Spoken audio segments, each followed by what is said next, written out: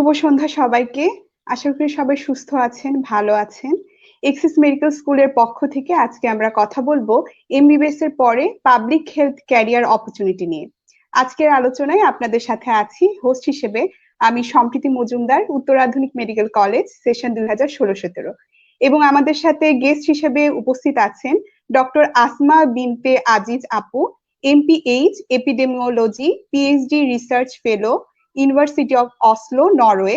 আপু assistant scientist হিসেবে ICDDRB তে কর্মরত আছেন। শুভ সন্ধ্যা আপু, কেমন আছেন আপনি? শুভ সন্ধ্যা। Thank you for a nice introduction. আমি ভালো আছি, তোমরা সবাই ভালো তো? জি আপু, ভালো আছি। আপনাকে অনেক অনেক ধন্যবাদ আপু, আপনার এত ব্যস্ততার মধ্যেও আমাদেরকে সময় দেওয়ার জন্য। You are most welcome. I always like to, share my views, and if my journey তোমাদেরকে কোনোভাবে ইন্সপায়ার করে, এটা আমি সবসময় চাই যে ছোটদেরকে মেন্টর করতে আর কি। Thank you for inviting me also. We are honoured আপু, আপনাকে আমরা আমাদের মাঝে পেয়েছি। তো আমরা এবার সরাসরি আলোচনায় চলে যাই। আপু, আপনি যেহেতু ক্যারিয়ারের এই পথটি অত্যন্ত সফলতার সাথে অতিক্রম করেছেন, তাই আমরা শুরু থেকেই শুরু করি। আপু, আমরা প্রথমে আপনার মেডিকেল জার্নি সম্পর্কে জানতে চাই। আচ্ছা, আসলে হ্যাঁ, শুরু করেছি। আসলে এখনো অনেক দূর যেতে হবে। আমি আসলে অনেক সফল কিনা সেটা আসলে আরো অনেক দূর যেতে হবে, তখন বোঝা যাবে। আমার মেডিকেলের জার্নি, আমি হচ্ছে ডিএমসি K63, 2005-06 ব্যাচ। আমি আসলে যশোরে পড়াশোনা করেছি, আমার ইন্টার এবং এসএসসি, এন্ড তারপরে আমি মেডিকেল অ্যাডমিশনে চান্স পেয়ে ডিএমসিতে ভর্তি হই। এরপর তো আস্তে আস্তে পড়াশোনা শেষ করলাম। 2013-তে আমরা ইন্টার্নি শেষ করলাম, এবং শেষ করার পরে আসলে তখন আমি প্রথমে কিছুদিন বিভিন্ন নর্মালি এমবিবিএস পাশ করার পর ইন্টার্নি শেষ হওয়ার পর যেটা করে যে কিছু প্রাইভেট হসপিটালে ডিউটি ডক্টর হিসেবে কাজ করলাম, অ্যান্ড দেন আমি আইসিডিডিআরবিতে জয়েন করলাম মেডিকেল অফিসার হিসেবে। তখন আমি জব যে সার্কুলার ছিল সেখানে দেখলাম যে একটা মতলবের একটা আইসিডিডিআরবি প্রজেক্টের জন্য একটা ইনফ্লুয়েঞ্জা ভ্যাকসিন স্টাডি, সেটার জন্য ওরা ডক্টর নিচ্ছে। সো সেখানে আমি রিক্রুটমেন্ট যে ক্রাইটেরিয়া সেটার ওয়াইজ অ্যাপ্লাই করলাম, অ্যান্ড তারপরে রিটেন হলো, ভাইবা হলো, and then I was selected for the job. And তখন থেকে কিন্তু, তাহলে 2013-র অ্যাকচুয়ালি একদম শুরু থেকেই কিন্তু আমার পাবলিক হেলথ জার্নিটা শুরু, যদি আমি ওভাবে বলি। আর আমি আসলে পাবলিক হেলথ সম্পর্কে জানার সুযোগ পেয়েছি আইসিডিডিআরবিতে জয়েন করার পরে, যখন আমি কাজটা শুরু করলাম, কাজের ভেতরে ঢুকলাম, দেন আসলে পাবলিক হেলথের যে মেইন এসেন্সটা আমি বুঝতে পারলাম। কারণ আসলে যখন আমরা এমবিবিএস পড়ি, তখন আমাদের পাবলিক হেলথ বলতে আমরা শুধু কমিউনিটি মেডিসিন, আমাদের যে সাবজেক্টটা ছিল সেটাই বুঝতাম। কিছু গদবাঁধা ডেফিনেশন ছিল, সেগুলো মুখস্থ করতে হতো, এবং আমরা আসলে আমাদের যে ব্যাচ, আমরা খুব ভয়ঙ্কর একজন টিচারের কাছে আমরা কমিউনিটি মেডিসিন পড়তে হয়েছে। জব্বার স্যার, উনি সবাই জানে। যাই হোক, তো আসলে ভয় থেকে হোক আর আসলে আমাদের কাছে না মেডিকেল কলেজে পাবলিক হেলথ জিনিসটাকে কোনোভাবেই ইন্টারেস্টিং ভাবে প্রেজেন্ট করা হয়নি, এবং তো তখন কমিউনিটি মেডিসিন মানেই পাবলিক হেলথ, এটাই মনে করতাম। কিন্তু যখন আমি আসলে কাজ করা শুরু করলাম, দেন আমি আসলে পাবলিক হেলথের যে ব্রডার অ্যাসপেক্ট, এখানে আরো কত নতুন কিছু শেখার সুযোগ আছে, সেই জিনিসগুলোর প্রতি আমার এক্সপোজার হলো। আর আমাদের সময়ে আসলে এখনকার মতো এত যে তোমার ইন্টারনেটে বিভিন্ন কিছু ঘাটার সুযোগ থাকা, বা হচ্ছে বিভিন্ন সিনিয়রদের কাছ থেকে পাবলিক হেলথ সম্পর্কে জানা, বা এখন কিন্তু আমরা সোশ্যাল মিডিয়া প্ল্যাটফর্মটাকে যেভাবে এডুকেটিভ ওয়েতে ইউজ করছি, আমাদের সময় কিন্তু সেই সুযোগটা ছিল না।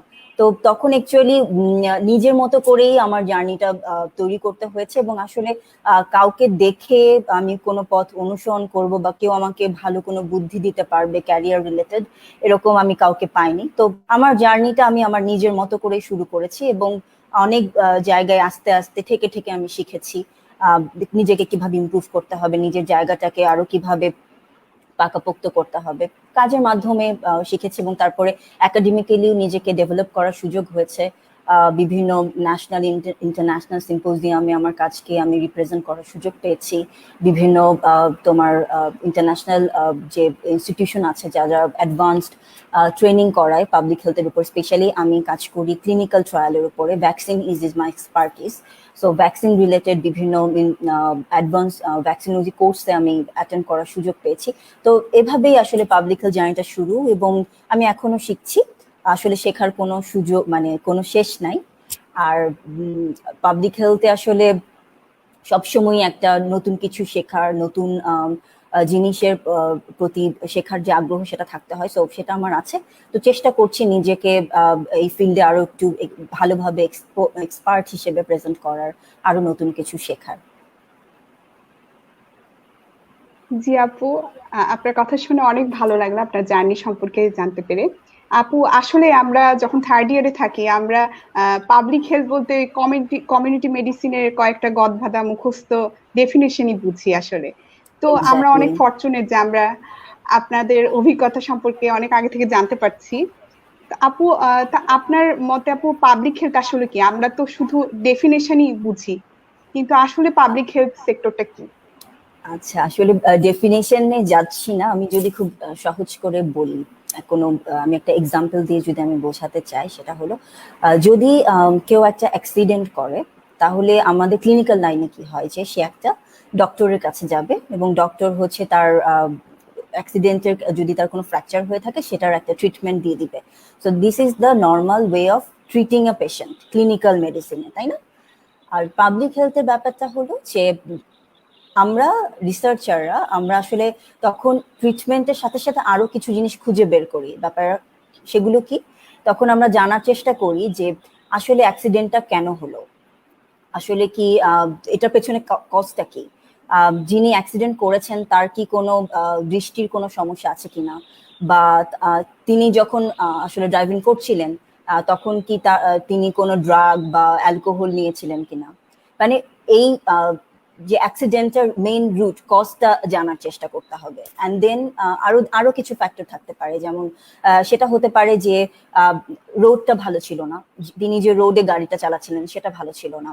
আবার এমন হতে পারে যে যে ল আমাদের দেশে যে ড্রাইভিং যে ল আছে, গাড়ি চালানোর যে ল আছে সেটা আসলে কিরকম, সেক্ষেত্রে কি কি উন্নয়ন করা দরকার, বা এই ল গুলোকে ঠিক মতো কাজে লাগানোর জন্য যে পুলিশ ফোর্স বা ট্রাফিক পুলিশ আছেন তারা কিভাবে কাজ করছেন। আবার দেখা যেতে পারে উনি কি একটা ভালো গাড়ি চালাচ্ছিলেন, নাকি উনি আসলে ভালোভাবে মেনটেন করা কোনো গাড়ি চালাচ্ছিলেন কিনা। আর যদি সেটা হয় যে না, সে কোনো ভালো গাড়ি চালাচ্ছিল না, গাড়ির কিছু যান্ত্রিক ত্রুটি ছিল, তাহলে কেন সেটা যান্ত্রিক ত্রুটি ছিল, ওনার কি সেই সামর্থ্যটা নেই ভালো গাড়ি কেনার, নাকি, আর যদি নাও থাকে তাহলে কি সে কোনো প্রাতিষ্ঠানিক শিক্ষা পেয়েছে কিনা গাড়ি কিভাবে চালাতে হবে।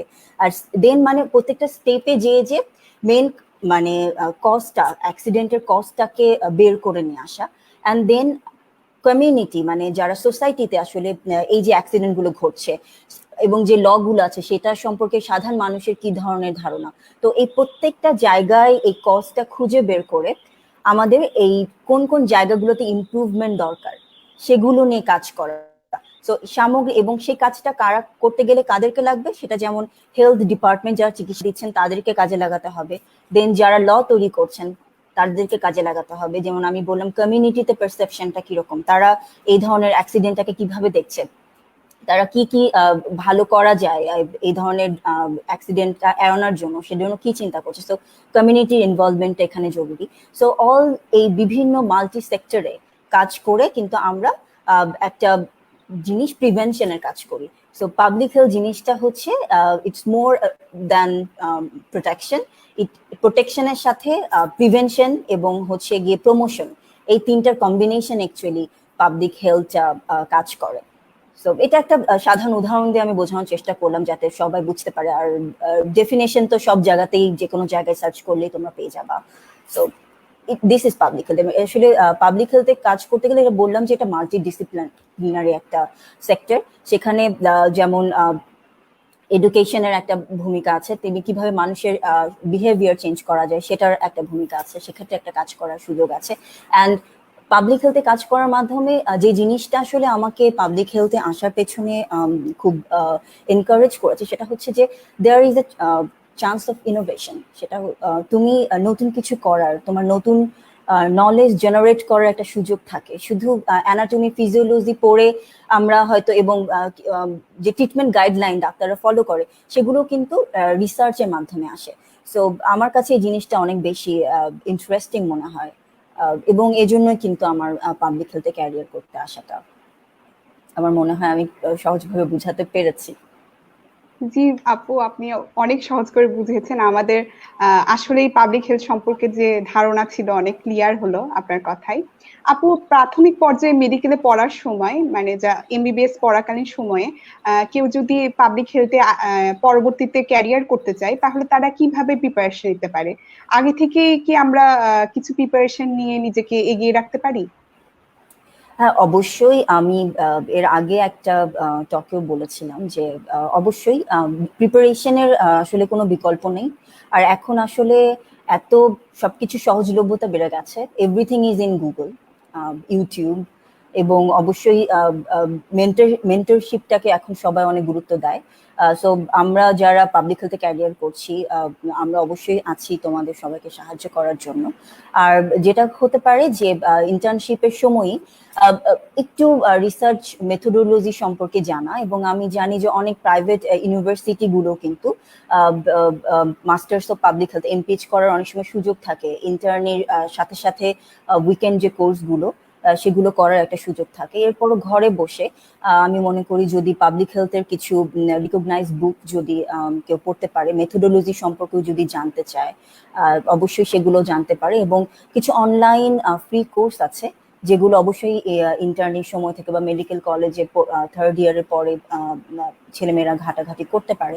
এবং অবশ্যই যদি আমার মনে আছে যে আমি যখন কমিউনিটি মেডিসিনে পড়ছিলাম আমাদের ওই বছরে শুধুমাত্র যখন থিসিস করতে হলো যে আমাদের একটা থিসিস করতে হয় পাবলিক হেলথের একদম কমিউনিটি মেডিসিনের ফাইনাল প্রফের আগে। তো ওই সময় প্রথম আমি আসলে ওয়ার্ড ডকুমেন্টটা খুলি, ওয়ার্ড ডকুমেন্ট কি জিনিস সেটা জানলাম। এবং তখন অ্যাকচুয়ালি আমরা ফেসবুকও মানে খুবই লিমিটেডলি ইউজ করতাম। আমরা শুধু মনে করতাম শুধু ফেসবুকে ছবি পোস্ট করতে হবে, একটা স্ট্যাটাস দিতে হবে, লাইক দ্যাট।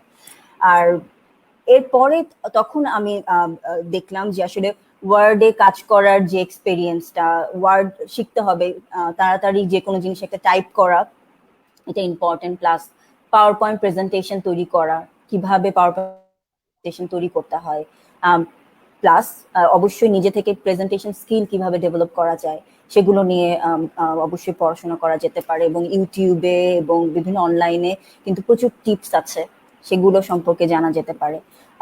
বিভিন্ন ফ্রি অনলাইন কোর্সের মধ্যে কোর্সের একটি কোর্স, অনলাইন কোর্সের নাম আমি বলবো, যেখানে basic epidemiology, basic statistic, basic research methodology, এগুলো কিন্তু ওখান থেকে অনলাইন কোর্সের মাধ্যমে অবশ্যই পড়াশোনা করে এগিয়ে থাকা যেতে পারে। আর এখন আসলে ব্যাপারটা এরকম যে সবাই কি করছে সেটা না, যে নিজে প্রায়োরিটিটা ঠিক করা, যে নিজে আসলে কি করতে চাচ্ছি। এবং অবশ্যই নিজের কিন্তু একটা জাজমেন্ট থাকে। অনেকে কিন্তু জানে যে তার স্ট্রংগেস্ট সাইড কোনটা, কোন জায়গাটাতে সে উইক। সো যে নিজে আজকে জাজ করতে হবে নিজেকে যে আমার কোন জায়গাগুলোতে আমি উইক এবং কোন জায়গাগুলোকে আমাকে ইমপ্রুভমেন্ট করতে হবে। সো সেই টার্গেটটা ঠিক করে সেই টার্গেট বেসিসে নিজেকে ইমপ্রুভ করার চেষ্টা করতে হবে। এবং সেটাই বললাম যে Excel, PowerPoint, Word and then writing স্কিলকে ডেভেলপ করা, এগুলো হচ্ছে প্র্যাকটিসের ব্যাপার। সেই প্র্যাকটিসটা যত তাড়াতাড়ি যে কেউ শুরু করতে পারে সেটা অবশ্যই তার জন্য ভালো। আপু, পাবলিক হেলথে ক্যারিয়ার নিয়ে আমরা যখনই কথা বলি তখনই প্রথম যে কথাটা, যে ওয়ার্ডটা আমাদের নক করে সেটা হচ্ছে এমপিএইচ। তো আপু, আপনি যদি এমপিএইচ সম্পর্কে আমাদেরকে বিস্তারিত বলতেন যে আসলে এটা করার সুযোগ কোথায় কোথায় আছে বা এর বিকল্প হ্যাঁ, কি কি আছে? হ্যাঁ, মাস্টার্স অফ পাবলিক হেলথের যেটা জরুরি এই জন্য বলি কারণ হচ্ছে অ্যাটলিস্ট যেমন একটা কোশ্চেন সবসময় থাকে যে যেহেতু কমিউনিটি মেডিসিন এটা খুবই ছোট সেক্টর আমাদের মেডিকেলের যে কারিকুলামের মধ্যে, তো ওটা পড়ে শুধুমাত্র পাবলিক হেলথ সম্পর্কে কিন্তু আইডিয়াটা হয় না। এমপিএইচ করলে যেটা হবে যে পাবলিক হেলথের যে ডিফারেন্ট সেক্টর সেগুলো সম্পর্কে একটা আইডিয়া হয়, যেমন এপিডেমিওলজি, যেমন রিপ্রোডাক্টিভ হেলথ, দেন ম্যানেজমেন্ট, যেগুলো পাবলিক হেলথের জন্য ইম্পর্ট্যান্ট কিছু জিনিস, অ্যাটলিস্ট কিছু বেসিক টার্মিনোলজির সাথে পরিচিত হওয়া। অ্যান্ড পাবলিক হেলথের যখন মাস্টার্স করতে গেলে কিন্তু অটোমেটিক্যালি যখন বিভিন্ন ক্লাসে অ্যাসাইনমেন্ট দেওয়া হয়, সেগুলো কিন্তু এই ডিফারেন্ট স্কিলের উপর ডিপেন্ড করে অ্যাসাইনমেন্টগুলো দেওয়া হয়, গ্রুপ অ্যাসাইনমেন্টগুলো দেওয়া হয়। তখন কিন্তু নিজে থেকেই যেমন পাওয়ার পয়েন্ট তৈরি করা, একটা প্রপোজাল লেখা, প্রেজেন্টেশন দেওয়া, ক্লাসের মধ্যেই কিন্তু এই ট্রেনিং গুলো হয়ে যায়। এবং তখন নিজেকে ইমপ্রুভ করার সুযোগ থাকে। এবং বাংলাদেশে অনেক উইকেন্ড প্রোগ্রাম আছে, তেমনি ফুল টার্মও এমপিএইচ করার সুযোগ আছে। উইকেন্ড প্রোগ্রামগুলো সাধারণত শনিবারে হয়, আবার শুধু শুক্রবারে হয়ে থাকে। সেক্ষেত্রে সকাল থেকে একদম একদম সন্ধ্যা পর্যন্ত ক্লাসগুলো থাকে এবং বেশ কিন্তু এক্সটেন্সিভ। এবং যে কারিকুলামের যদি ফলো করতে পারা যায়, কিন্তু শেখার প্রচুর সুযোগ থাকে। আমি মনে করি যে প্রাইভেট যে কোনো এমপিএইচ এর জন্য যে ইউনিভার্সিটি গুলো আছে, এদের কারিকুলাম গুলো কিন্তু একই রকম। আমি যে উইকেন্ড প্রোগ্রাম গুলোকে কিন্তু নর্থ সাউথ আছে, এআইইউবি আছে, আইইউবি আছে, আশা ইউনিভার্সিটি ছিল, ইন্ডিপেন্ডেন্ট ইউনিভার্সিটি আছে, এরকম অনেক ইউনিভার্সিটি গুলো আছে, সেগুলো থেকে এমপিএইচ করা যেতে পারে। আর ফুল টার্মের জন্য আছে যে এক্সাম দিয়ে কিন্তু সেগুলোতে সিলেক্টেড হতে হয়। নিপসামের ফুল টার্ম এমপিএইচ এর সুযোগ আছে। আমি জানি বিএসএমএমইউ তেও এমপিএইচ করা যায়, অ্যান্ড ব্র্যাক জেপিজি যে এমপিএইচ আছে সেখানে এমপিএইচ করা যায়, বাট সেগুলোতে আপনাকে কম্পিট করতে হবে। সেক্ষেত্রে সিলেকশনের ব্যাপার থাকে, দেয়ার আর এক্সামিনেশন ক্রাইটেরিয়া আছে অ্যান্ড প্রিরিকুইজিট আছে, সেগুলো ফিল আপ করলে আপনি তাদের অ্যাডমিশন ক্রাইটেরিয়া গুলাতে অ্যাপ্লাই করতে পারবেন। তো দেয়ার ভেরিয়াস অপরচুনিটিস।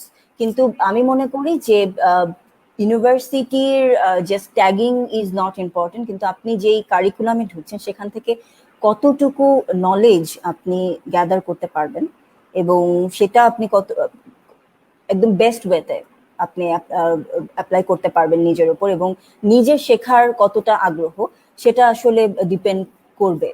আপনি যেখান থেকেই আপনার মাস্টার্স অফ পাবলিক হেলথ করেন না কেন, এমপিএইচ করেন না কেন, বাংলাদেশের ব্যাকগ্রাউন্ডে।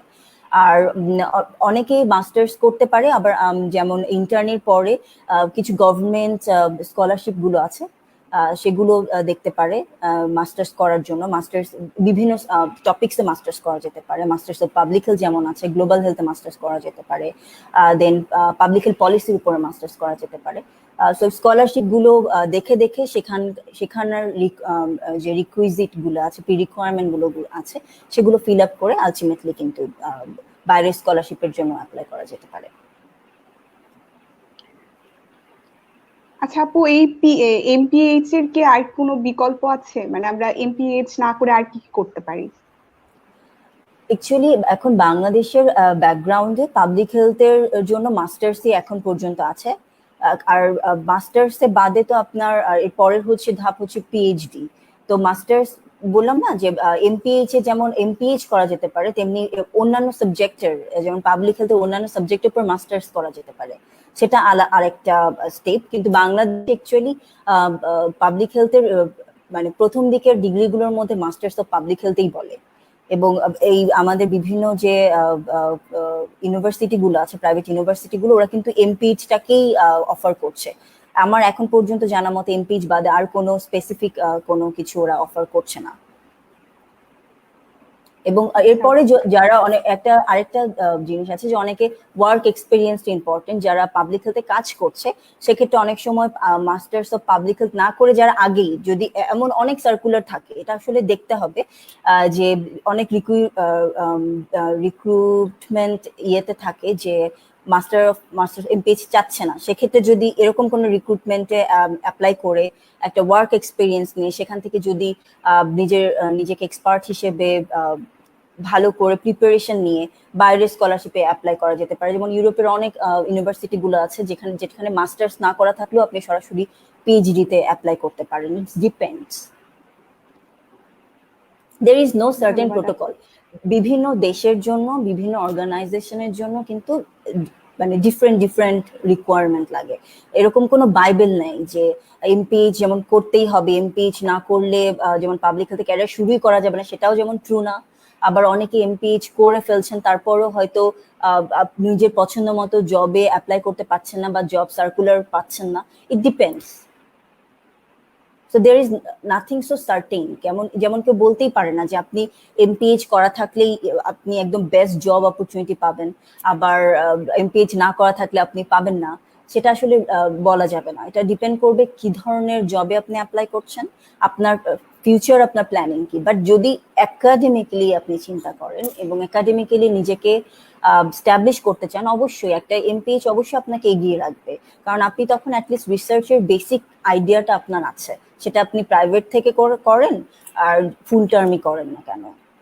সো বোথ আর সেম। আপু, বাংলাদেশে পাবলিক হেলথ নিয়ে কাজ করার সেক্টর গুলো কি কি আছে, আর সেখানে জব অপরচুনিটি বা জব সিকিউরিটি কেমন? আচ্ছা, জব সিকিউরিটির ক্ষেত্রে আমি যদি বলি যে এক্ষেত্রে পাবলিক হেলথের কাজগুলোকে আমরা রিসার্চ বেসড কিছু জব আছে, আর আছে প্রোগ্রাম বেসড।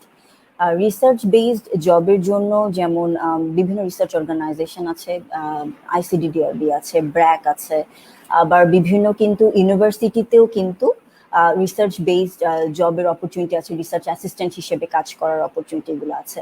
আবার অনেকে কিন্তু পাবলিক হেলথ কে ডিগ্রিগুলো নিয়ে বিভিন্ন ইউনিভার্সিটি গুলোতে লেকচার হিসেবে কাজ করছেন, সেটা যেমন আছে। আবার প্রোগ্রাম বেস যদি কাজ বলেন, সেখানে যেমন save the child, WHO, international organization গুলোতে প্রোগ্রাম বেস কাজের অপরচুনিটি আছে। এবং কিন্তু এখানে একটা জিনিস মনে রাখতে হবে, রিসার্চ বেস যে অর্গানাইজেশন গুলো, সেখানে চাকরির ক্রাইটেরিয়া হচ্ছে এগুলো প্রজেক্ট বেস। সাধারণত যে রিক্রুটমেন্ট গুলো হয় সেগুলো 6 মাসের হতে পারে, 1 বছরের হতে পারে। এন্ট্রিটা ইম্পর্টেন্ট আমি যেটা মনে করি, কারণ একটা জবে যদি 6 মাস বা 1 বছরও কাজ করা যায়, তখন জব এক্সপেরিয়েন্সটা থাকে, তখন কিন্তু অন্যান্য জবগুলোতে অ্যাপ্লাই করার সুযোগটা বেড়ে যায়। কারণ এখন দেখা যায় সব রিসার্চ প্রজেক্টে কিন্তু বলে যে আগে এই ধরনের রিসার্চে কাজ করেছেন। যেমন কেউ যদি ম্যাটারনাল অ্যান্ড চাইল্ড হেলথ, মা এবং শিশু স্বাস্থ্য নিয়ে কাজ কোনো একটা প্রজেক্টের জন্য সার্কুলার দেয়, সে চাবে যে আগে মা এবং শিশু স্বাস্থ্য সম্পর্কে জানে বা এই ধরনের প্রজেক্টে কাজ করেছে তেমন কাউকে রিক্রুট করতে। তো জব এক্সপিরিয়েন্সটা ইম্পর্টেন্ট, সেটা 6 মাস হোক, 1 বছর হোক। কারণ একটা অর্গানাইজেশনের একটা জব এক্সপিরিয়েন্স থাকলে তখন কিন্তু সুইচ করা যায় বা ভালো পোস্টে অ্যাপ্লাই করা যায়। তো আমার মতে প্রথম জব অপরচুনিটির ক্ষেত্রে চেষ্টা করতে হবে যে রিকোয়ারমেন্ট ফুলফিল করে এরকম যে কোনো কিছু যদি রিসার্চে আসতেই হয়, তো আগে রিসার্চ ফিল্ডটাকে বোঝার জন্য একটা জবে ঢোকা, এন্ড তারপরে সে অনুসারে নিজের প্রায়োরিটিটা ঠিক করে নেক্সট সুইচের জন্য ট্রাই করা যেতে পারে। তবে এখন আমি যেটা মনে করি যে due to the current pandemic, এখন কিন্তু জব অপরচুনিটিটা একটু স্কুইজ করে গেছে, কারণ এখন অনেক প্রজেক্ট বন্ধ। So this is the right time যদি কেউ নিজেকে একাডেমিক্যালি ইমপ্রুভ করতে চায়, সো এই সুযোগটা কাজে লাগাতে পারে। এরপরে যখন আমরা আশা করি যখন সবকিছু ঠিক হবে, এবং এখন কিন্তু সুযোগ আছে যে ক্ষেত্রে যে কোভিড রিলেটেড যে প্রজেক্ট গুলো আছে, কোভিড নিয়ে কাজ করছে, সেসব জায়গাতে অনেক সময় ফিজিশিয়ান দরকার হয়। সেসব যদি রিক্রুটমেন্ট সাইট গুলোতে অ্যাপ্লাই রেজিস্টার্ড হয়ে থাকলে কিন্তু অটোমেটিক নোটিফিকেশন আসে যখন এই ধরনের কোনো জব সার্কুলার ওপেন হয়। তো সেগুলো দেখে দেখে অ্যাপ্লাই করা যেতে পারে। তবে যদি কেউ মনে করে ইটস লাইক, আমি ডিসহার্টেন হওয়ার জন্য বলছি না, যে এখানে কিন্তু একটু এই চ্যালেঞ্জটা নিয়েই আসতে হবে যে দেয়ার আর চান্সেস যে একটা প্রজেক্ট শেষ হয়ে যাওয়ার পরে আমাকে আরেকটা প্রজেক্টে কাজ করার জন্য ওপেন থাকতে হবে। সেক্ষেত্রে নিজেকে ওপেন রাখতে হবে to do go for a viva board, নতুন জবে অ্যাপ্লাই করার জন্য। কারণ এখানে কিছুটা আনসার্টেনিটি থাকেই। সেক্ষেত্রে অনেকেই বিসিএস জবটাকে ভালো হিসেবে নিতে পারে, কারণ আমি মনে করি যে রিসার্চ জানলে শুধু যে পাবলিক হেলথ সেক্টরে private organisation, NGO and international organisation গুলোতেই কাজ করতে হবে তেমন না। অনেক ক্লিনিশিয়ানরাও কিন্তু অনেক ভালো রিসার্চার আছেন, এবং আমাদের অনেক বড় বড় প্রফেসর যারা আছেন তারা কিন্তু রিসার্চ অনেক ভালো বোঝেন। কারণ এবং যেহেতু পাবলিক হেলথ একটা মাল্টি সেক্টরাল জব, তো দেখা যায় যে অনেক প্রজেক্ট এরকম থাকে যে সেখানে ক্লিনিশিয়ানেরও দরকার, ক্লিনিক্যাল ওপিনিয়নেরও দরকার হয়। এবং যারা পরবর্তীতে ক্লিনিক্যাল লাইনেও এমফিল করতে চান, এমডি করতে চান, থিসিস কিন্তু তাদেরও একটা পার্ট। থিসিস লিখতে হয় এবং থিসিসের ডেটা অ্যানালাইসিস করতে হয় এবং সেটা পাবলিশ করতে হয়। সো রিসার্চ মেথোডোলজিটা শুধুমাত্র পাবলিক হেলথে ক্যারিয়ার করার জন্য ইম্পর্টেন্ট না। কেউ যদি রিসার্চ বোঝার চেষ্টা করে, রিসার্চ শিখে এবং সেটা যদি সে পাবলিক হেলথে পিওর প্রাইভেট জব নাও করে সরকারি চাকরিও করতে চায়, সেক্ষেত্রে সেটার মাধ্যমেও সে বিভিন্নভাবে উপকৃত হতে পারে। আপু, আমরা এই পাবলিক হেলথে কাজ করার পাশাপাশি, রিসার্চের পাশাপাশি কি অন্য পড়াশোনা যেমন বিসিএসটাও চালিয়ে যেতে পারি? হ্যাঁ, অবশ্যই। যেটা আমি বললাম যে বিসিএস দিলে কিন্তু আমাদের রিসার্চের সুযোগ আছে। বিভিন্ন রিসার্চ অর্গানাইজেশন আছে যেখানে কিন্তু গভর্নমেন্ট যারা জব করেন তাদের কিন্তু পাবলিক হেলথ সেক্টরে আসার সুযোগ আছে। যেমন ডিজি হেলথে কিন্তু পাবলিক হেলথের সুযোগ আছে এবং গভর্নমেন্ট জবে যেও কিন্তু পাবলিক হেলথে অনেকে বাইরে পড়াশোনা করতে যাচ্ছেন। স্কলারশিপ, বিভিন্ন গভর্নমেন্ট স্কলারশিপ গুলো আছে যেগুলো বেসড অন পাবলিক হেলথ, হ্যাঁ, মাস্টার্স করতে যেতে পারেন এবং পরবর্তীতে কিন্তু ডিজি হেলথে পলিসিতে কাজ করার সুযোগ থাকে, পাবলিক হেলথ পলিসিতে কাজ করার সুযোগ থাকে, আইইডিসিআর এর মতো জায়গাতে কিন্তু কাজ করার সুযোগ থাকে। সো ইটস নট লাইক যে শুধুমাত্র প্রাইভেট সেক্টরেই কাজ করতে হবে। আর রিসার্চের নলেজ কিন্তু আমি যেটা আগেও বললাম যে গভর্নমেন্ট জবেও আপনি যদি চান you want to be a researcher, সেক্ষেত্রে আপনি বিসিএস এর কাজ করেও আপনি রিসার্চে কাজ চালিয়ে যেতে পারেন। It is possible. এবং এরকম অনেক উদাহরণ আছে। আমার ব্যাচমেটরা, আমার সিনিয়ররা, বিভিন্ন জুনিয়ররা যারা বিসিএস এ গিয়েছে কিন্তু পরবর্তীতে কিন্তু তারা মেইন ফোকাসটা করেছে যে তারা পাবলিক হেলথে ক্যারিয়ার করবে। সো যেসব পলিসি লেভেলে কাজ করা যায় সেই সব জায়গাতে তারা বিভিন্নভাবে পোস্টিং হয়েছে, কাজ করছে। So there are opportunities. আপু, পাবলিক হেলথের সরকারি এবং বেসরকারি যে গুলো আছে সেগুলোর স্কোপকে যদি আমরা কম্পেয়ার করি, তাহলে আপনার কাছে কি মনে হয় কোনটা বেটার, প্রাইভেট না, সেক্টর নাকি গভর্নমেন্ট? সো আমি এক্ষেত্রে যেটা বলবো, এটা সবার একান্ত প্রায়োরিটি বেসড। যেমন এটা নিজের জাজ করতে হবে। আমি আসলে কোনোটাকে বলবো না ভালো, কোনোটাকে বলবো না খারাপ, হ্যাঁ। এটা নিজের জাজমেন্টের ব্যাপার। আর আসলে কারো ওপিনিয়ন আমার জন্য যেটা ভালো সেটা আরেকজনের জন্য ভালো নাও হতে পারে। So there are equal opportunities, কিন্তু সেটাকে নিজের মতো করে ঠিক করে নিতে হবে। নিজের প্রায়োরিটিটা, এটা আমি মনে করি যে এখানে যে কোনো ক্যারিয়ারে ব্লাইন্ডলি ফলোয়ার হওয়ার চাইতে নিজে কি চাচ্ছি এবং what is happiness to me, কোনটা আমার জব স্যাটিসফ্যাকশন, সেটা আমাকে ঠিক করতে হবে। ইটস নট লাইক যে একজন, অনেকে আছে কিন্তু যে যারা চ্যালেঞ্জ নিয়ে কাজ করতে ভালোবাসে, সেক্ষেত্রে অনেকেই চায় যে না, আমি গভর্নমেন্ট জব করবো না, I want to take the challenge to work in the public health groups in the public sector, private sectors. So সেটাকেও ছোট করার কিছু নাই। সো এটা ইন্ডিভিজুয়ালস আমি বলবো চয়েস, বাট সব জায়গাতেই অপরচুনিটি আছে। এবং আমি যেটা বিলিভ করি, if you are knowledgeable enough, you are expert in your field enough এবং নিজে ক্যাপাবল হলে, job will find you. You don't need to look for job আপনাকেই খুঁজে নেবে। এবং এটা আমি বিভিন্ন সময় দেখেছি, আমার নিজের অভিজ্ঞতা থেকে দেখেছি এবং আমার আশেপাশে অনেক মানুষের কাছেই আমি দেখেছি যে এই জন্য নিজেকে নিজের গ্রাউন্ডটাকে নিজে থেকে ফিল করতে হবে যে আমি আসলে কি চাচ্ছি। সো এবং এক্ষেত্রে যেমন ফ্যামিলি প্রায়োরিটিসও ইম্পর্টেন্ট। সো সবার সোসিও ইকোনমিক স্ট্যাটাস একরকম না, সবার রেসপন্সিবিলিটি একরকম না। সো যার জায়গা থেকে তার নিজের প্রায়োরিটি এবং হ্যাপিনেসের জায়গাটা ঠিক করে নিয়ে সেটা আসলে ঠিক করা উচিত। But there are in both sectors there are millions of opportunities, কিন্তু এখানে দেখতে হবে যে অপরচুনিটিটাকে কে কিভাবে নিচ্ছে। আপু, পাবলিক হেলথের ভিতরে আবার কি কি সাব ইউনিট বা সাব সেক্টর আছে সেগুলো সম্পর্কে যদি আমাদেরকে বলতেন, আর সেগুলোর মধ্যে কোনগুলো নিয়ে এগুলো আসলে ভালো হয়? হ্যাঁ, যেমন পাবলিক হেলথের যেমন এখন যদি সিচুয়েশন অ্যানালাইসিস এখানে ইম্পর্টেন্ট। যেমন আমি মনে করি যেহেতু আমি ভ্যাকসিন নিয়ে কাজ করি, so this is now vaccine একটা হট টপিকস। সো ভ্যাকসিন নিয়ে কাজ করার কারণে এখন এই প্যান্ডেমিক সিচুয়েশনে এটা কাজে লাগবে। যেমন পাবলিক হেলথের বিভিন্ন সেক্টর আছে, যেমন আমি আগেই বলেছি, প্লাস রিসার্চেরও বিভিন্ন সেক্টর আছে। অনেকে মা এবং শিশুর উন্নয়নে যেমন কাজ করতে পারে, অনেকে কিভাবে ডিজিজ ট্রান্সমিশনটাকে প্রিভেন্ট করা যায়, ইনফেকশন ডিজিজ কিভাবে কন্ট্রোল করা যায় সেটা নিয়ে অনেকে কাজ করে। আবার অনেকে আছে যে ল্যাব বেসড অনেক কাজ করে, ল্যাবের যে অ্যানালাইসিস সেগুলো নিয়ে কাজ করছে। অনেকে রিপ্রোডাক্টিভ হেলথ নিয়ে কাজ করছে, তাই না? বিভিন্ন সেক্টর আছে। অনেকে আছে পাবলিক হেলথ পলিসি নিয়ে কাজ করছে। তো কোন সেক্টর ভালো কোন সেক্টর খারাপ সেটা না, এখানে ইনোভেশনের একটা ব্যাপার আছে। সেটা হচ্ছে তোমার রিসার্চ আইডিয়া বা আপনার রিসার্চ আইডিয়াটাকে ভালো মতো রিপ্রেজেন্ট করা। এবং রিসার্চারদের কিন্তু একটা প্রায়োরিটি বেস থাকে যে গ্রান্ট লিখতে হবে, এবং গ্রান্টটা লিখতে হবে কোন সিচুয়েশনে কোন কোন ইন্টারভেনশনটা জরুরি। যেমন এখন যখন প্যান্ডেমিক হয়েছে, ইনফেকশন কন্ট্রোলটা কিভাবে করা যাবে এই রিলেটেড ইনোভেটিভ আইডিয়া, যে দেখা যাচ্ছে যে আমরা আগে থেকে যেভাবে ইনফেকশন কন্ট্রোল করেছি সেটা দিয়ে কিন্তু এখন কাজ হচ্ছে না। সো নতুন নলেজ জেনারেট করতে হবে, নতুন নতুন আইডিয়া নিয়ে আসতে হবে যে আর কিভাবে আমরা এই ডিজিজটাকে কন্ট্রোল করতে পারি।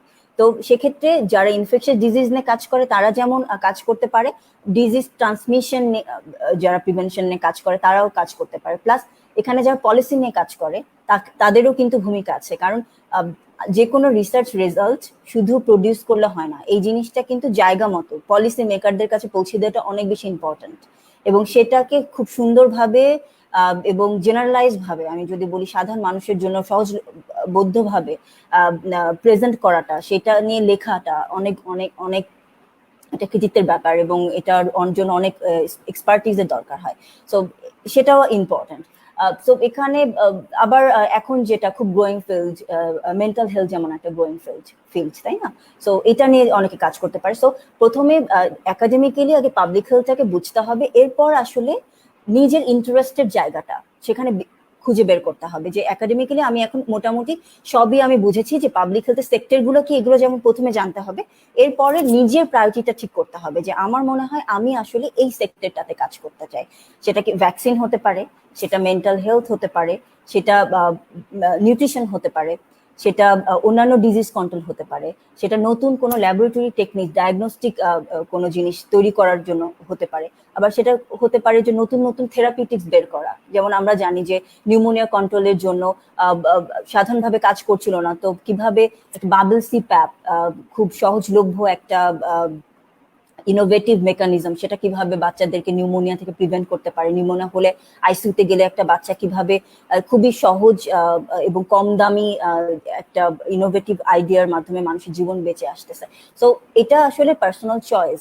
সো নিজেকে আগে নিজের গোলটা সেট করতে হবে যে কোন সেক্টরে আমি কাজ করতে চাই, এরপর ওই সেক্টরে কাজ করার জন্য আমার কি কি বিষয় আমাকে ইমপ্রুভ করতে হবে, আমার কি কি ট্রেনিং দরকার, এবং তখন কিন্তু জবগুলো সার্চ করা ওই সেক্টরে। এই জন্য আগে থেকে নিজেকে বুঝতে হবে যে আমি কোন সেক্টরে কাজ করতে চাই, সেটা ইয়ে করে তখন জব সার্চিংটা করতে হবে। যে তাহলে আমি কি, যেমন বুঝতে হবে যেমন আমি কি পিওর রিসার্চে যাব নাকি আমি প্রোগ্রামে কাজ করব। যেমন যারা প্রোগ্রামে কাজ করতে গেলে, যেমন রোহিঙ্গা পপুলেশনে কিন্তু প্রচুর ভালো ভালো জব সার্কুলার আছে, যে রোহিঙ্গাদের মধ্যে বিভিন্ন ওদের জীবনমান উন্নয়নের জন্য বিভিন্ন প্রজেক্ট হচ্ছে, ইউনিসেফ ফান্ডেড, বাইরের ফান্ডেড, এবং এরকম কিন্তু প্রায় সার্কুলার হয়। এখন কেউ যদি মনে করে যে হ্যাঁ আমি এই ধরনের প্রজেক্টে কাজ করতে চাই, তখন সে ওই ধরনের জবগুলোতে অ্যাপ্লাই করবে। তো এটাই আগে ঠিক করা যে নিজের পার্সোনাল ইন্টারেস্টের জায়গাটা কোনটা, এবং আমি ওই কাজটা করার জন্য কেপাবল কিনা সেটাও আগে নিজের জাজমেন্টের জন্য ইম্পর্টেন্ট। জি আপু। আপু, পাবলিক হেলথে ক্যারিয়ার করার জন্য যারা একদম মাইন্ড সেট করে ফেলেছে না আমি পাবলিক হেলথে ক্যারিয়ার করব, তাদের প্রতি আপনার কি পরামর্শ থাকবে? অবশ্যই যদি someone is so dedicated, very appreciative. কিন্তু ব্যাপার হলো যে সেক্ষেত্রে আগে একটু এক্সপিরিয়েন্সের একটা ব্যাপার আছে, যে রিয়েল ফিল্ডটাতে ঢোকা। প্রথমেই আমি মনে করি ডাক্তার হওয়ার কিন্তু একটা সুবিধা আছে। ডাক্তার হওয়ার একটা সুবিধা হচ্ছে যে আমরা আসলে এত ভাস্ট নলেজ গেইনের মধ্যে দিয়ে যাই না, প্রথম থেকে ফার্স্ট ইয়ার থেকে শুরু করে ইন্টার্নি পর্যন্ত। তো আমাদের কিন্তু বিভিন্ন জায়গায় সুইচ করার অপশন আছে। তো আমি বলবো যে একটু যদি কেউ এক্সপ্লোরেটিভ হয় এটা খুব বেটার, যে বোথ অপশনস খোলা রাখা, হ্যাঁ, যাতে যদি আমার ক্যারিয়ারে, এবং আমি যেটা বিলিভ করি যে সব সময় there should be backup plan, একটা ব্যাকআপ প্ল্যান থাকা উচিত। তো কারণ আমি জানি না যে আসলে আমার ফিউচারে আমার জন্য কি ওয়েট করছে, আমার কি সার্কামস্টেন্সে আমি পড়বো, প্লাস হচ্ছে কি আমি এখন যেখানে মনে করছি যে I will be able to survive, কিন্তু রিয়েল প্র্যাকটিক্যাল লাইফে আমি দেখলাম যে না, আমি সেই এনভায়রনমেন্টের সাথে নিজেকে ম্যাচ করতে পারছি না, বা আমি নিজেকে যতটা স্কিলফুল ভাবতাম আমি আসলে সেই চ্যালেঞ্জগুলো নিতে পারছি না।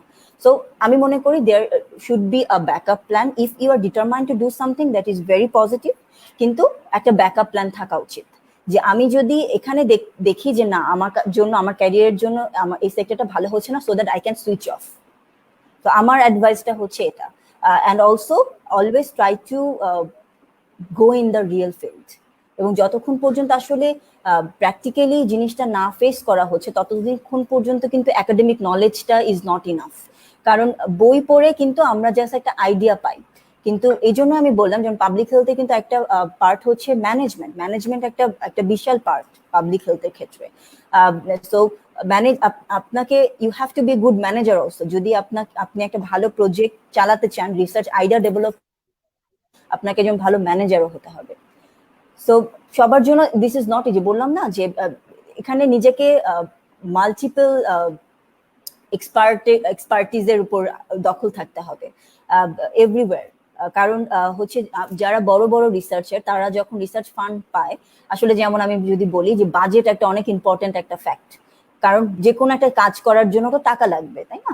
এখন আমি যদি বাজেট সম্পর্কে আমার আইডিয়া না থাকে তাহলে কিন্তু আমি প্রজেক্টটা ভালো মতো ইমপ্লিমেন্ট করতে পারবো না। যেমন যে কোনো একটা ফান্ডে যদি যখন জন্য আমরা অ্যাপ্লাই করি তখন কিন্তু আমাদেরকে ফান্ডের জন্য আমার এই স্টাডিটা করার জন্য বা এই রিসার্চটা করার জন্য আমার কত টাকা দরকার এবং এই টাকাটা আমি কিভাবে খরচ করব, কোথায় খরচ করব, সেটার কিন্তু একটা জাস্টিফিকেশন দিতে হয়। তো যদি আমার এই ম্যানেজমেন্ট জ্ঞানটা না থাকে তাহলে কিন্তু আমি ওই পার্টে আমি উইক হয়ে যাব। সো এটাও যে ফিনান্সিয়াল ব্যাপারটাও শিখতে হয়। So study management, epidemiology, everything, plus হচ্ছে ইথিক্যাল জিনিসগুলো।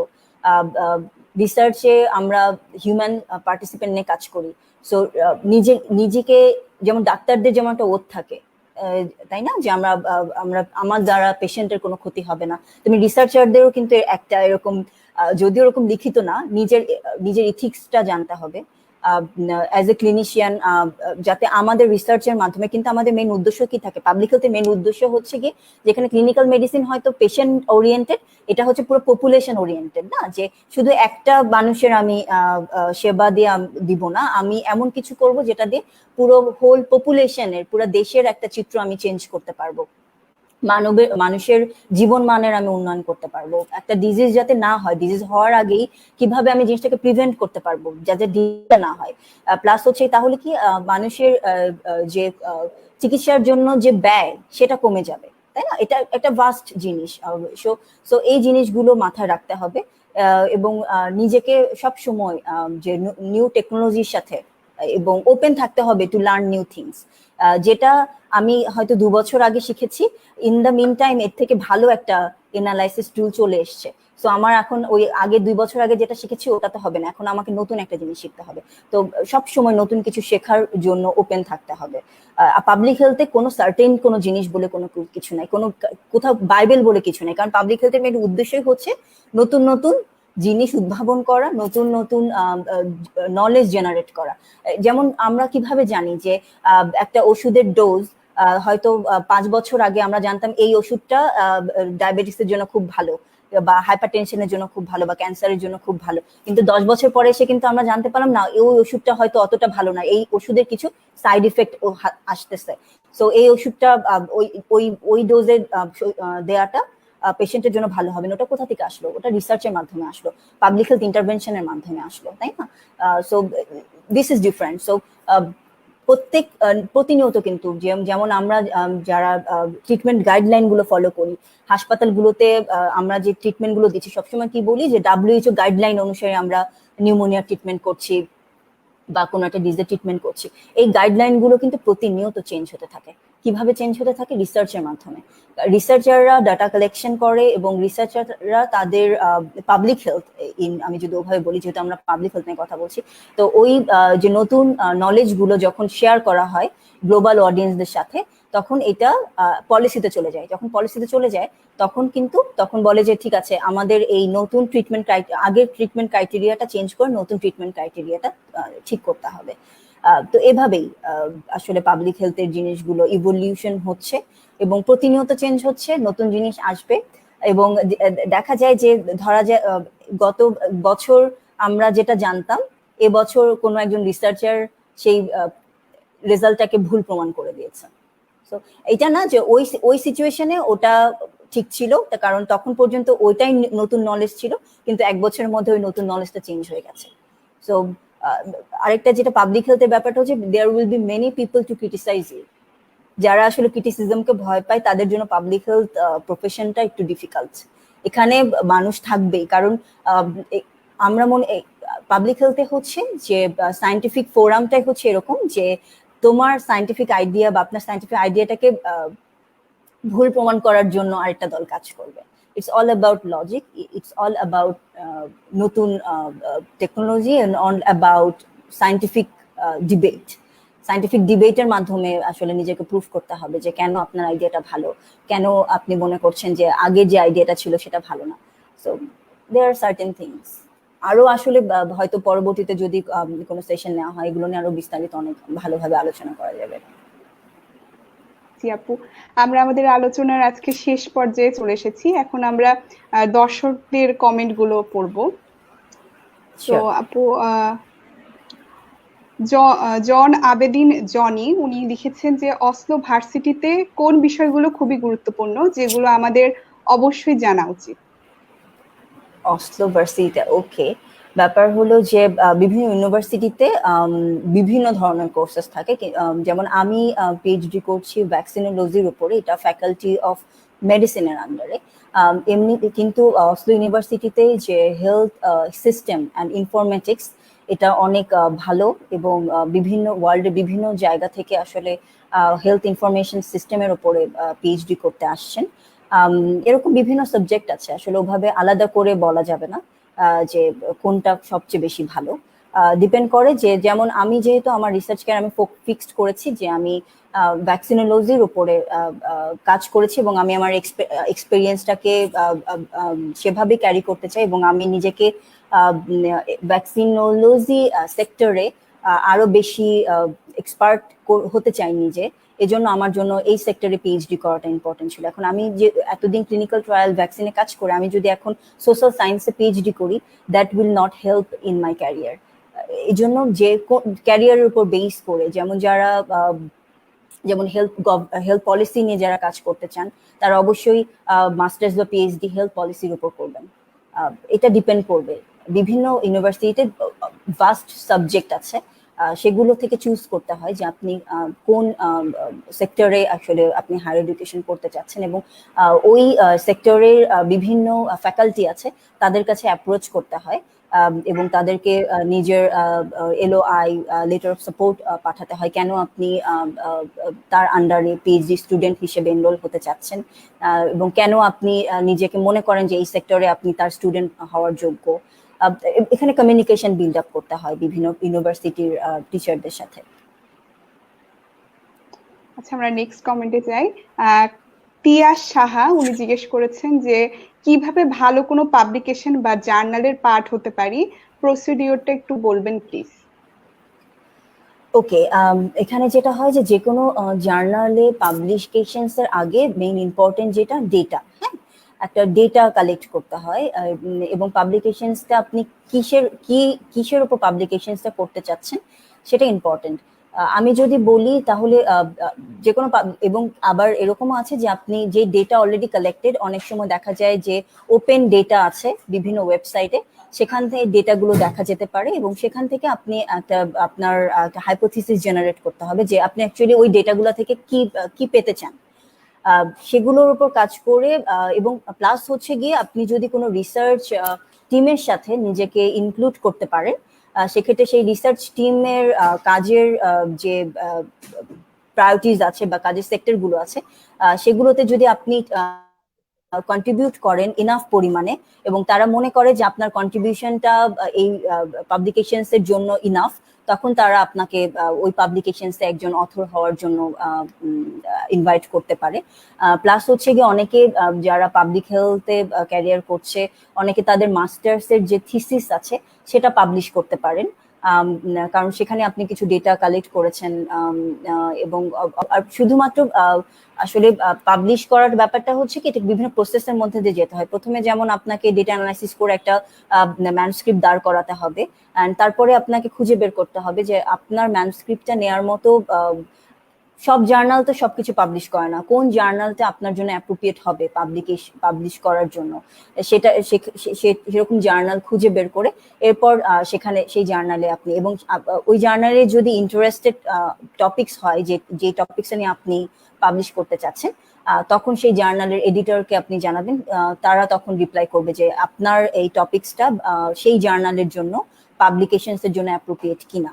আর আসলে জার্নালে দিলে কিন্তু পাবলিকেশনস হবে না, সেই জার্নাল তখন সেই আপনার পাবলিকেশনসটাকে রিভিউ করার পরে তারা যদি মনে করে যে সায়েন্টিফিক নলেজটা সেই পাবলিকেশনসে প্রকাশিত হওয়ার জন্য এনাফ বা ইনোভেটিভ ওয়ান বা নতুন নলেজ এরকম কিছু, বা তাদের যে রিডার তারা এটা পড়ার জন্য উৎসাহিত হবে, তখন তারা সেটা পাবলিশ করবে বা তারা আপনাকে তখন এই পাবলিকেশনসটাকে তাদের জার্নালে প্রকাশ করার জন্য কি কি ভাবে চেঞ্জ করতে হবে তারা তখন বিভিন্ন ধরনের কমেন্ট দিবে।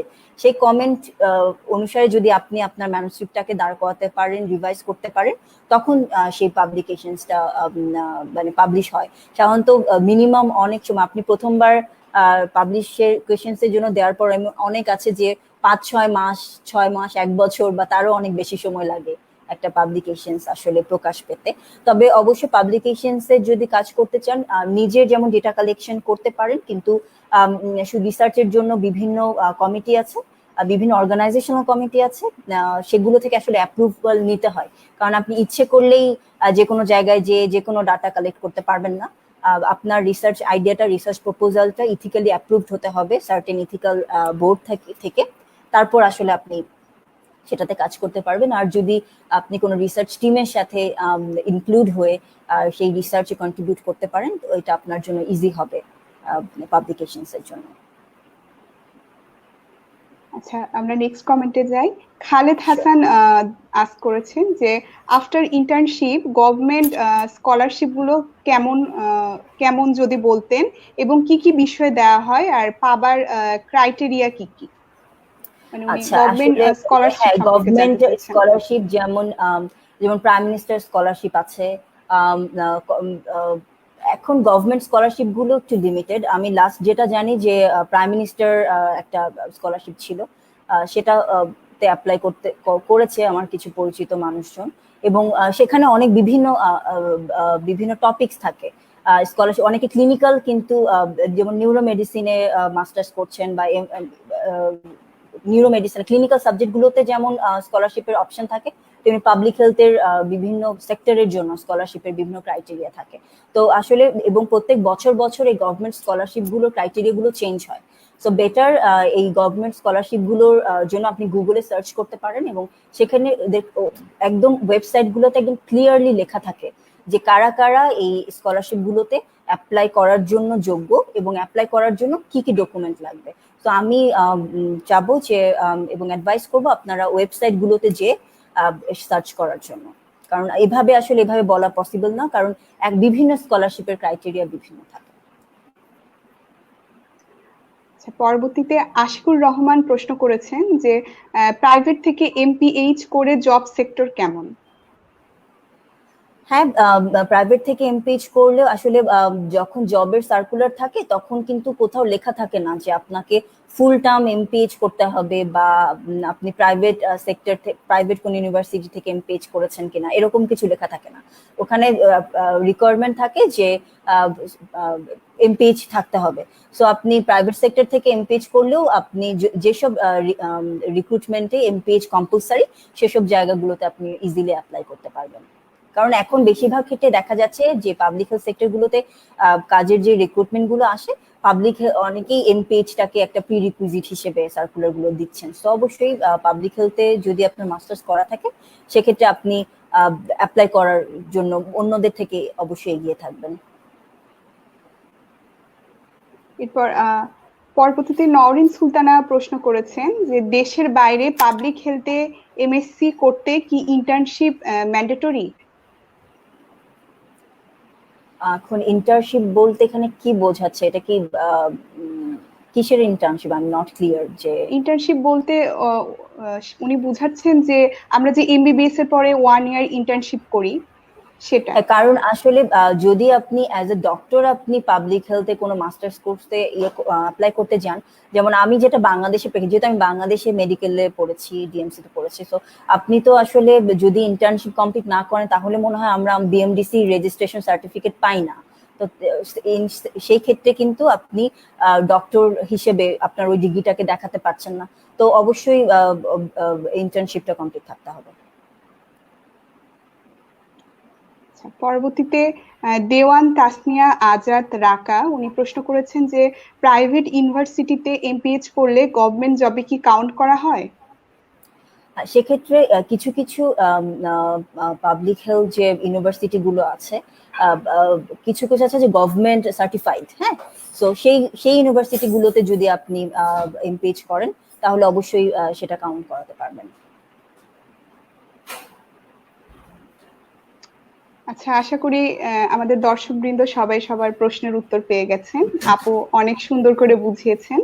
আপু আপনাকে আবারও অসংখ্য ধন্যবাদ, আপনি আমাদেরকে এতটা সময় দিলেন এবং আপনার মূল্যবান অভিজ্ঞতা আমাদের সাথে শেয়ার করলেন। আর যারা এই আলোচনাটা শুনেছেন তারা অবশ্যই অনেক অনেক উপকৃত হবেন। Thank you so much. তুমি অনেক ভালো মতো কন্ডাক্ট করেছো, থ্যাংক ইউ সো মাচ। যদি আমার এক্সপেরিয়েন্স থেকে এবং কথা থেকে কেউ উপকৃত হয়, that I will be very honoured for that. Thank you so much আপু, সবাইকে। আপনি অনেক ভালো থাকবেন আপু। Same to you. সবার সুস্থতা কামনা। থ্যাংক ইউ আপু। সবার পরিবারের এবং সবার সুস্থতা কামনা করে আজকে লাইভ সেশনটি আমরা এখানেই শেষ করছি। ধন্যবাদ সবাইকে সাথে থাকার জন্য। হ্যাঁ, বাই।